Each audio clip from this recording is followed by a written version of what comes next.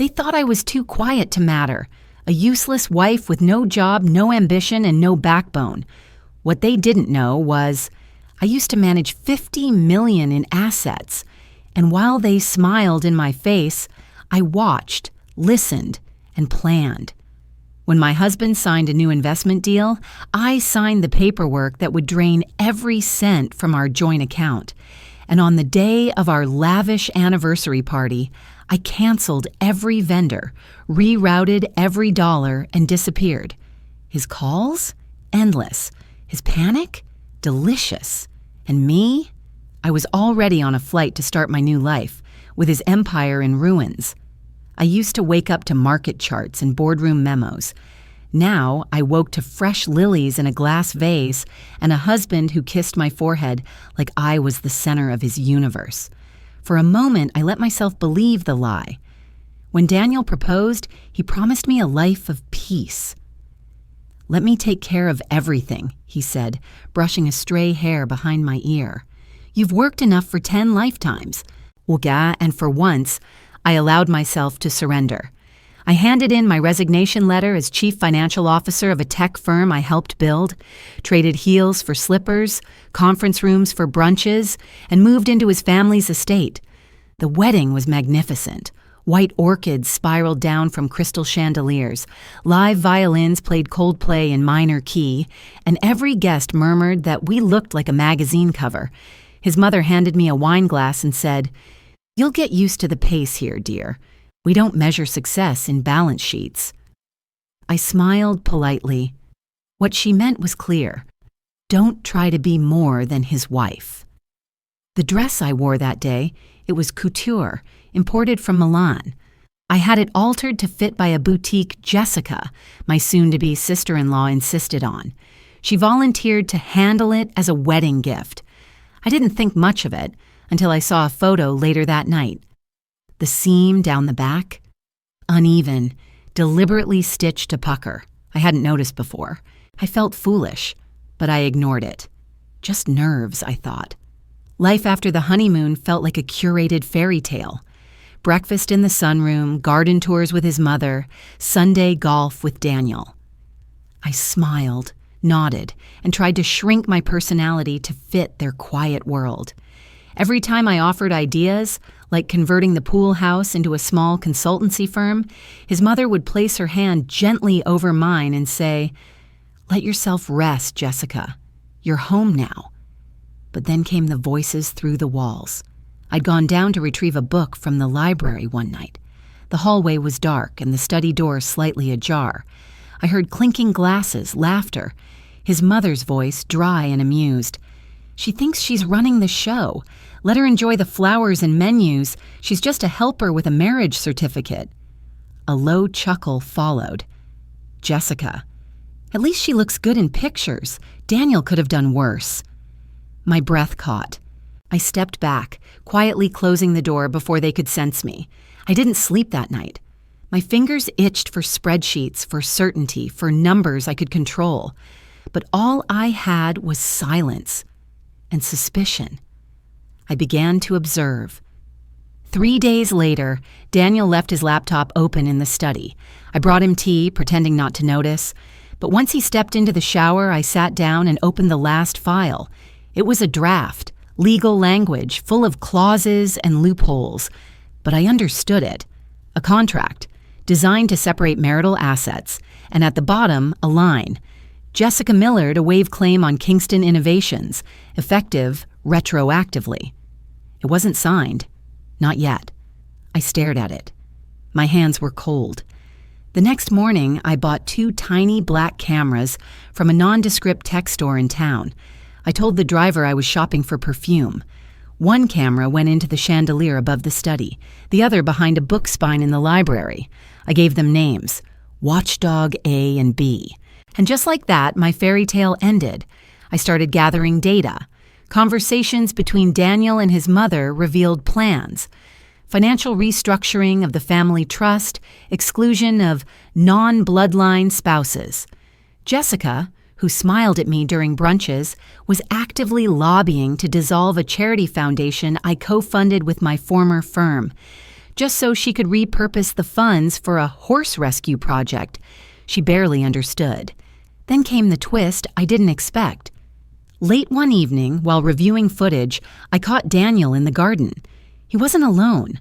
A tall woman in a navy coat approached, her face turned under the moonlight. Amanda, his ex-fiancée, the one he claimed had moved to Italy. But here she was, crying, gripping his wrist. "I kept quiet because your mother begged me," she said, "but you promised.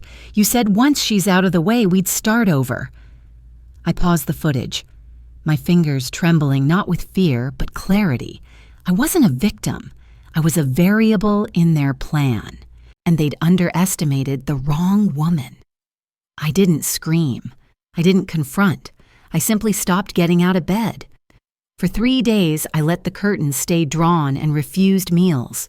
When Daniel knocked, I mumbled, "Just tired." I didn't touch my phone. I ignored brunch invitations, skipped a charity meeting I'd once coordinated. Let them think I was unraveling. Let them lower their guard. Behind the stillness, my system was fully operational. Each night, I reviewed footage from Watchdog A and B. I began cross-referencing timestamps. Patterns emerged. Daniel's calls at 10:15 p.m. sharp, Jessica's morning garden rants, and worst of all, Linda's strategy meetings under the pretense of meditation. On the 4th day, while pretending to nap on the sofa, I tapped into an old drive buried in a password-protected folder named Gretna. It was a holdover from my former life. Inside, corporate blueprints, signed contracts, and the incorporation papers for Kingston Innovations. His company, the one we were building together. My breath caught. Registered shareholder Jessica Miller, me, my name, in full. Filed before our wedding, during our engagement, when Daniel claimed everything would be ours. I remembered now. He said it was temporary for legal ease. I believed him. I always thought I'd change the name later. I never did. And apparently, he never noticed. I leaned back, almost dizzy. All this time, he'd been restructuring a business I technically owned. The irony was exquisite. Still, I needed leverage. The next step was delicate. I drove to a nondescript coffee shop 20 miles out where I knew there were no cameras. There, I met someone I never thought I'd see again, Carter Lynn. We used to be rivals, once on opposing ends of an M&A takeover that left his startup gutted. He lost, but not without a fight. Now, his eyes widened when he saw me. "You look domesticated," he said, half smiling. "Let's fix that," I replied, sliding a flash drive across the table. Inside were internal notes from Daniel's recent pitch deck, one he'd bragged about to potential investors. It was filled with inflated numbers and names he couldn't legally use. One of them was mine. "I need your team," I said, silent, fast, and loyal. Carter didn't hesitate. "You finally ready to burn them down?" "No," I said. "I'm ready to build something better." We spent the next 48 hours laying the groundwork for a new entity. Blind trust ownership, offshore registration, everything clean and ready. I named it Latchkey. The message was personal. I still held the keys, even if they forgot. The plan was in motion. Back at the estate, I continued my charade. Dark circles painted under my eyes, a bottle of anti-anxiety pills visible on the nightstand. Linda dropped in with chamomile tea and an almost convincing smile. "Sweetheart, you're worrying too much. Just trust Daniel. He knows how to handle things." "Yes," I murmured. "He always does." That night, I placed a third camera. I debated it for hours, knowing it would be a step into darkness. But I needed the truth.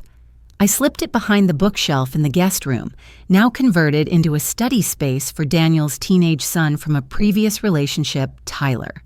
He wasn't a child. At 17, he was tech-savvy, charming, and well aware of the tensions in the house.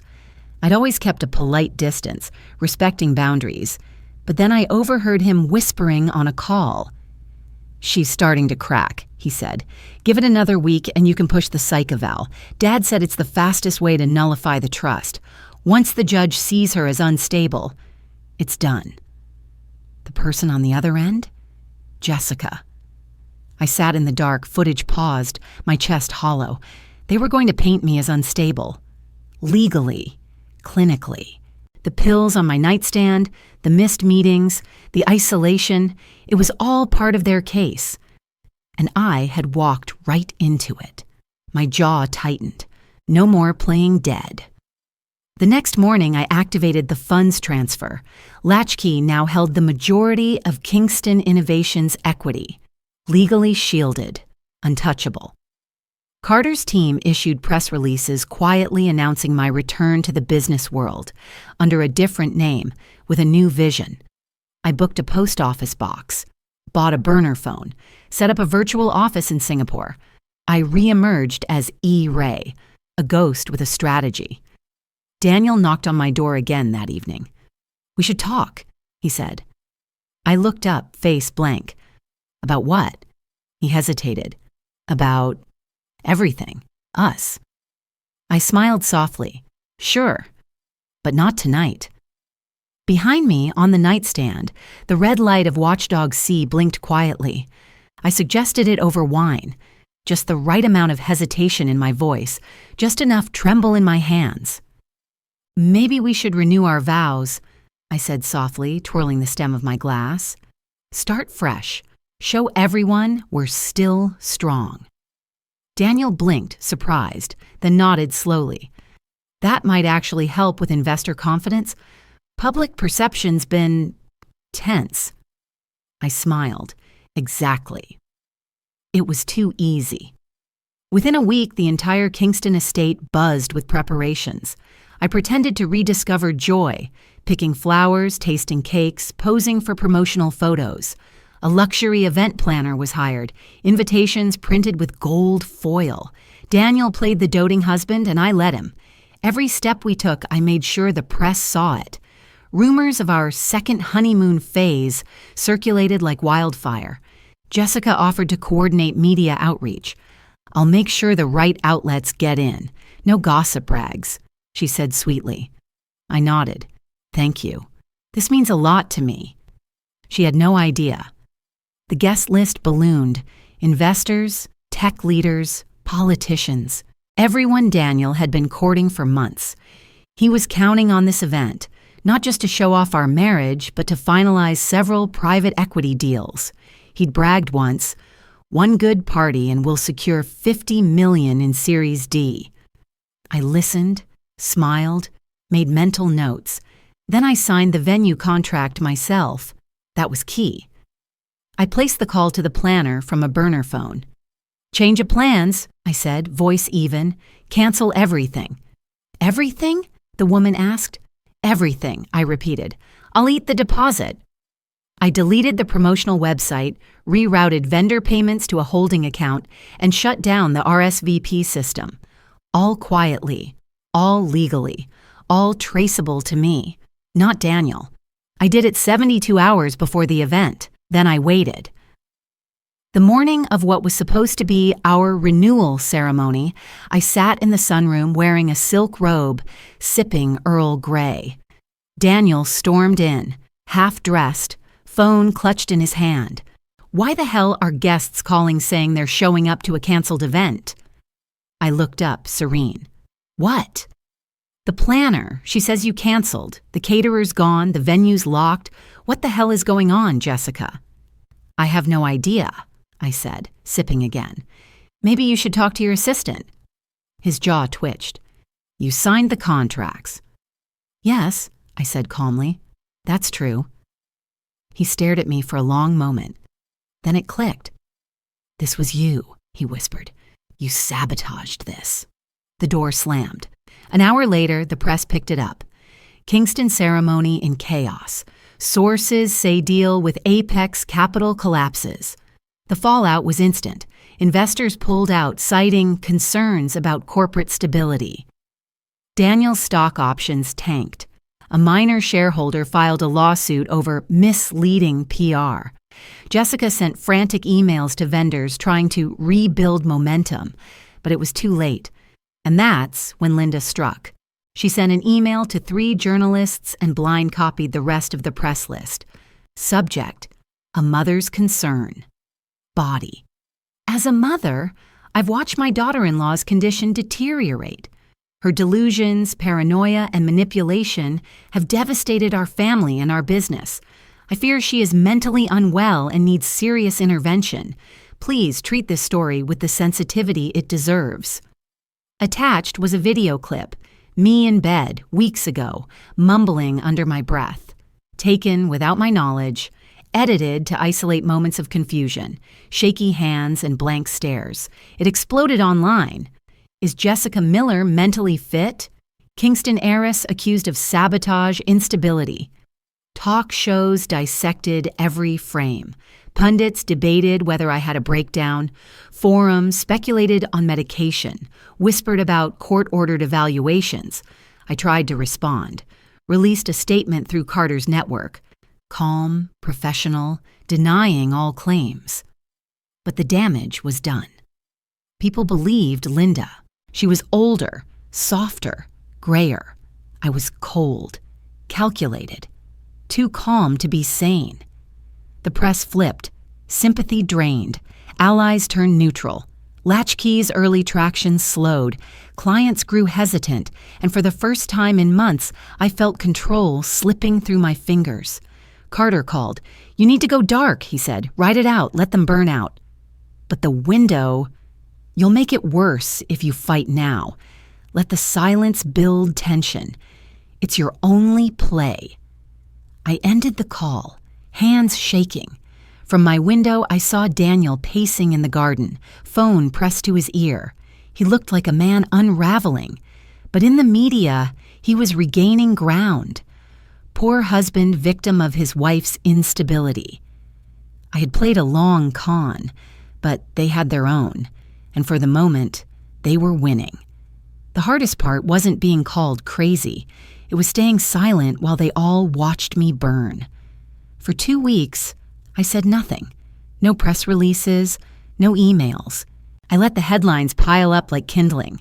Daniel gave interviews full of pained sighs, and we're trying to get her help.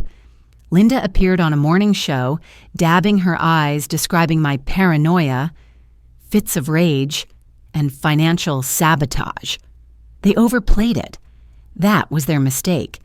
Because while the world judged me, I was watching them and recording. The night before Linda's interview aired, she had a private dinner with Daniel and Jessica. They didn't know about Watchdog D hidden in the orchid vase on the buffet table. "Once she's declared unfit," Linda said, swirling her wine, "the board will void her shares. Daniel, you'll reclaim control and we'll settle this quietly." "What if she contests?" Jessica asked. "She won't," Linda said. "She's broken. That was the goal."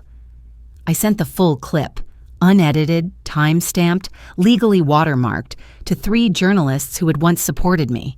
I sent copies to Latchkey's early investors, along with internal financials showing how Linda had funneled foundation money into shell nonprofits. Then I waited. The first domino fell on a Tuesday. A reputable news outlet released the headline, "Exclusive, Jessica Miller was framed, leaked audio implicates Kingston matriarch in sabotage scheme." Within hours, the video went viral. The public mood turned violently. Supporters who'd once defended Linda recoiled. "She's a monster," someone tweeted. "She gaslit her own daughter-in-law for money." Memes flooded the internet. My name trended again, but this time as a symbol of resilience. Daniel tried to contain it. He released a statement calling the video deeply edited and taken out of context. That backfired. More clips surfaced. Jessica bragging to friends about making the bitch crack. Tyler laughing about hiding meds in my drawer. One by one, their lies collapsed. And then came the allies. Liam Kearns, a respected investor who had quietly backed Kingston Innovations, published a LinkedIn article titled, "I Backed the Wrong Side, An Apology to Jessica Miller." He included email threads where Linda pressured him to sign an NDA after I canceled the anniversary event. She told me Jessica was unstable, he wrote. Now I realize she was protecting something. More partners followed. Within 3 days, 4 major investment firms froze their involvement with Kingston. The stock crashed. Lawsuits followed. The estate was placed under investigation for financial fraud, misuse of nonprofit funds, and elder coercion. Linda was subpoenaed. Daniel disappeared from social media. Jessica's horse rescue project was exposed as a front for laundering donations. Tyler's scholarship was revoked after recordings of him mocking mental illness circulated online. And me? I watched it all unfold from a brownstone I rented under an alias. Carter stayed in touch. "You're officially untouchable," he said over encrypted line. "You want to come back now?" "No," I said, "not yet." There was one more card to play. I leaked the family history. Linda's own father had manipulated his wife out of her estate. Her brother had done the same to his first wife. For 3 generations, the Kingston men had risen on the backs of women they legally disarmed, each one guided by Linda. She wasn't a symptom. She was the source. The revelation hit like a cultural quake. Think pieces flooded in. The matriarch who weaponized matrimony, the generational curse of the Kingston women. Universities requested interviews. Podcasts dissected the psychology. "Linda isn't just a villain," one host said. "She's an architect." And I had burned her blueprint. One by one, they fell. Not in scandal, but in shame. Kingston Innovations filed for bankruptcy. Their foundation was dissolved. Linda was disowned by her siblings. Daniel attempted to rebuild but found no one willing to touch his name. Jessica left the state. Tyler vanished into online anonymity. I won. Legally, financially, publicly. But then the noise faded, and the silence felt heavy. I sat alone in the brownstone, bare walls, unopened boxes, a fridge with only water and wine. The headlines had stopped. The vindication came and went like a storm. And now there was only stillness. I had cleared the board. But what was left to play? I walked through the empty living room, trailing fingers across the windowsill.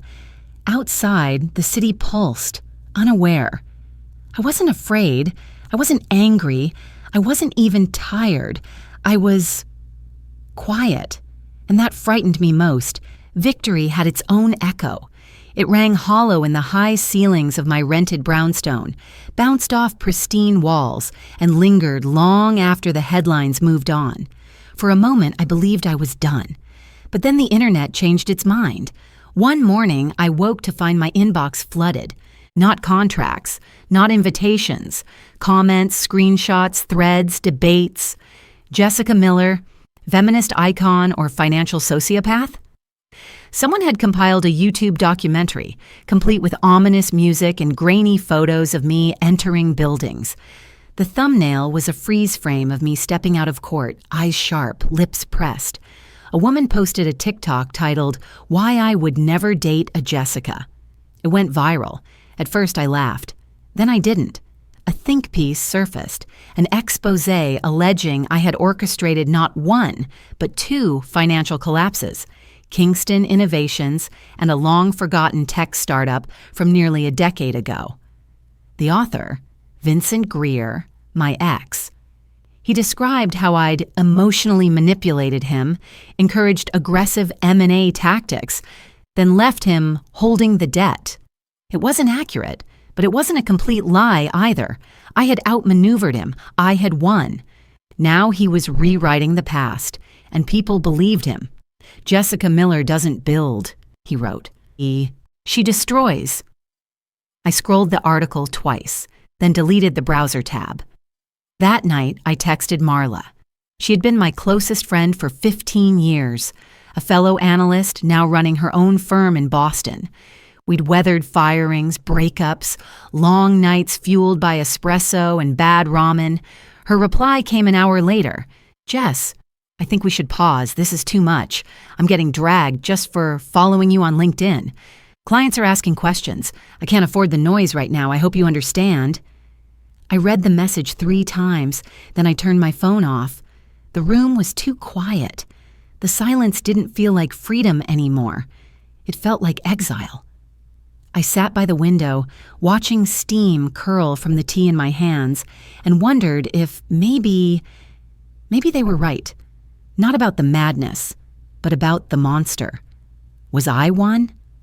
The next morning, an envelope was slid under my door. No postage, no return address. Just my name in a sharp, looping script. Inside, a flash drive, and a note. Insurance. Thought you'd like to see what they're planning. There was no signature. I plugged the drive into a clean laptop, firewall active. The file was labeled Kingston Evidence Packaged MP4. It opened with Linda's voice. "We need to flip the narrative," she said. "Jessica went too far, and we need to make her look like a thief, not a victim." The footage cut to a fabricated video, poorly edited, clearly doctored, of me accepting an envelope from an unnamed man. The audio overlaid snippets from old interviews, stitched to make it sound like I was bragging. Everyone has a price. They never saw me coming. A smear campaign, but one crafted with precision. At the end, Daniel appeared on screen, arms folded. "We'll bring a civil suit. Not criminal. It has to look clean, just enough to cast doubt, to reclaim the shares." My fingers tightened around the edge of the desk. They weren't done. They were regrouping, strategizing, preparing to sue me, to undo everything I had fought for. Linda was behind it again, of course. The puppet master never stopped pulling strings. I stood, walked to the bathroom, and turned on the light. The mirror greeted me. Sharp cheekbones, cold eyes, clean lines where warmth used to be. I stared at myself, searching. What had I become? This wasn't the girl who once believed in partnerships. This wasn't the woman who gave up a career for love. This wasn't even the strategist who rebuilt Latchkey. This was something else, something harder, and maybe something uglier. I thought about all I'd lost, the warmth of my old apartment, Marla's cackling laugh, the mornings I used to wake with nothing but ideas in my head, not defense plans. The Jessica in the mirror was powerful, yes, but she was alone. The screen behind me pinged. A new email. Subject: Resettlement offer, Kingston Family Trust. I didn't open it. I already knew. Linda was making her next move. I didn't respond to the email. I didn't call a lawyer. I didn't draft a countersuit. I didn't even watch the full video a second time. There was nothing left in it for me. No more vengeance to exact. No empire to preserve. Instead, I opened a new browser window and searched one word: retreat. I found a cottage in northern Vermont, quiet, surrounded by pine with spotty cell service and no neighbors for miles. I packed one suitcase, left my phone on the kitchen counter, and took the first bus out. I told no one. The air was cold, biting, clean. I stayed indoors for the first few days, rereading old journals, cooking for one, reacquainting myself with silence that wasn't strategic. I woke up early. I chopped wood. I remembered how to sit still. And then one morning, I cried. Not out of sorrow, but release. The weight was lifting, slowly, not all at once, but enough to let in something softer. I made my decision that afternoon. I wasn't going to fight Linda anymore. I wasn't going to play her game. I wouldn't try to out-lawyer, out-spin, or out-threaten her. The game had rules I no longer accepted. So I broke them. I liquidated Latchkey. The news sent ripples through the industry. Blogs speculated, was I afraid? Was I defeated? Was I guilty? I let them ask. The money, every cent, went into a fund. I named it Rise Again. The mission was simple: to help women reclaim financial control after psychological or relational manipulation. Not a vanity project, not a brand. A true safety net with legal counsel, housing grants, job training, startup capital, and I didn't put my name on it. Anonymous. Intentional. I partnered with a group of women I'd once mentored, now leaders in law, tech, education. I let them lead. I watched it grow like something planted in better soil. I began speaking quietly behind closed doors to survivors, not as a figurehead, not as the woman who destroyed Kingston, just as someone who'd been through it. The day Rise Again funded its 100th client, I stood in the back of the center's hall, unnoticed, and listened to a young woman describe what it meant to own her name again. My chest ached, in a good way. Back in Vermont, I wrote again, not memos, not statements, letters, to myself, to the version of me who once believed silence meant peace, to the girl in the mirror who mistook restraint for weakness. And then, one morning, I looked into that mirror and recognized her again. The clarity startled me. I wasn't who I used to be, but I wasn't who they made me either. I was something else now, stronger, lighter, real. I didn't return to the city. The brownstone was sold, the accounts closed, the emails left unanswered. I let go of every piece of armor I had worn. The only thing I carried with me now was choice, and that was everything. 6 months later, a story broke quietly in the legal section of a business journal. A suit had been filed against me, civil, not criminal, by Daniel Kingston, for fraudulent misappropriation of marital assets. I saw the headline and smiled. I made tea, sat by the window, let the kettle whistle too long. Then I walked to the desk, pulled out a manila folder labeled Legacy, and opened the flap. Inside, documented transactions, signed waivers, a notarized timeline, a roadmap airtight. But I didn't send it. I let the lawsuit sit in silence. Let them wonder. Let the world ask itself, was I coming back? I didn't need to. Because by then, Rise Again had helped 1,000 women. Because by then, my face was no longer just attached to vengeance, but possibility. Because by then, I had already won. I closed the folder, returned it to the drawer, and stepped outside. The wind was gentle. The trees rustled like old friends. And somewhere, in an office, a lawyer hovered over a glowing submit button, uncertain, fingers trembling. Was it Daniel? Maybe, maybe not. The game was still being played. But I wasn't in it anymore. I had transcended.